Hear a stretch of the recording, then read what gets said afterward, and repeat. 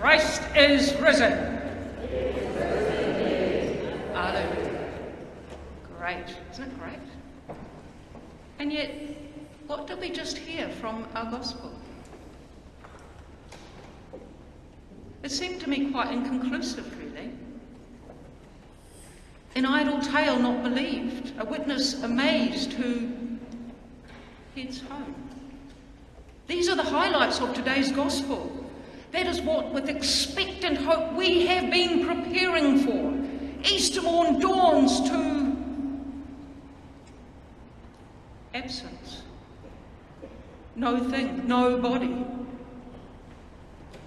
We have walked our way through Lent. We have walked our way, or perhaps stumbled and tripped our way through Holy Week. We've journeyed a way of entrapment, accusation, trial, whipping and weeping, crucifixion, death and stone-sealed darkness. Today, in breaking light of new day, women come. With perfumed oils and unguents of anointing, women come. Hands and hearts prepared, these women come to tend and to bless their beloved. Sacred scented oil and tears of grief flow mingling down. Prepared, ready. In deep sorrow, expectation, they find nobody. Tangle of linen cloth, enough for them to know this was the place. Perplexed we hear.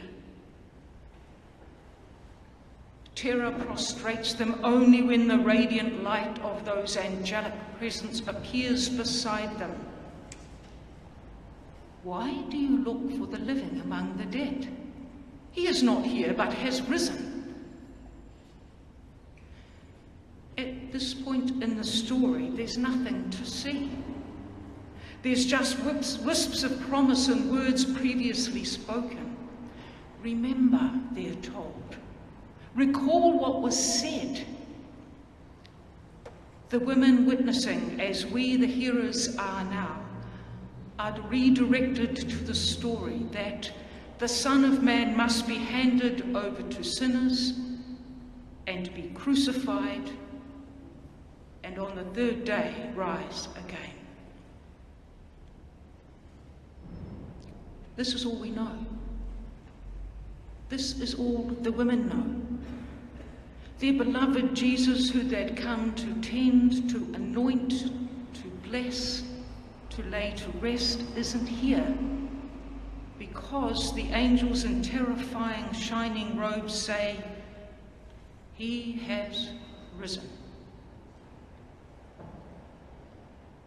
I'm not convinced that we have any more idea of what this actually means than the terrified women bearing witness to the angels reminded it.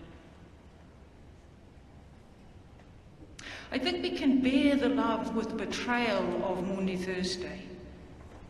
We can bear the weight and the distress and the darkness of Good Friday and that terrible bleak absence of Holy Saturday because we know the joy of dawning Easter Day. Yet, if we can hold ourselves to the moment of each of those days, we're not granted that respite. And I think if we have courage to dwell present to what is known and revealed in each of those days, we reach deeply into the belly of our existence. Astonished and horrified and sorrow-filled, we come to meet ourselves. We see our potency. Each of us, we impact our world. Our choices and our words and our actions can be deadly. We change things, and we need to pay attention. But the words of our liturgy, This gospel we've heard so many times before. When you hear it, where does your mind go? Do we leap to the stories that are yet to come of Christ risen, resurrected? However we imagine that, whether we believe or disbelieve, whether it's literal or literal denied. Are we perhaps quietly, don't tell anyone, a little bit sceptical, a bit unbelieving? Surely it's figuratively intended, or it's a story written back to make sense of things. Or maybe we've heard it said that Jesus' body was moved to be interred once the Sabbath was over before the women came, or that his body was stolen to discredit. These are just some of the possibilities of the ways our minds could go when presented today with linen cloths and no body. But I wonder this Easter day whether we can just stop before our minds go there and be present to this day and what we hear in this moment of our scriptures. This still point before the stories after Jesus after death meetings, before the rhetoric and the persuasion of belief so to belong ramps up. Let's stay with what our gospel tells us. Pause, perplexed before this unexpected absence. Remember the events that led here, replete with suffering, abandonment, death and grief, along with the strange promise and the words that Jesus has risen. Are we brave enough to acknowledge, without any loss of faith, that maybe still we don't really get what it means, and that's okay? Easter Day always feels different, somehow. It dawns brighter, with a sense almost of relief. It's quite strange, really, and I have wondered whether it's the same for those who don't walk the story. When I look at what the gospel says today, it doesn't give us much ground for reassurance. Nothing's carefully explained. We're not given a certain guarantee that things are okay. But because of the way my mind works, and I'm sorry to share it with you, but I began to wonder about the weighted significance given to this day, or perhaps more correctly, the pivotal event in our religious story. What do we want this story to tell us? What do we want to be reassured about? What do we want to be proven to be true?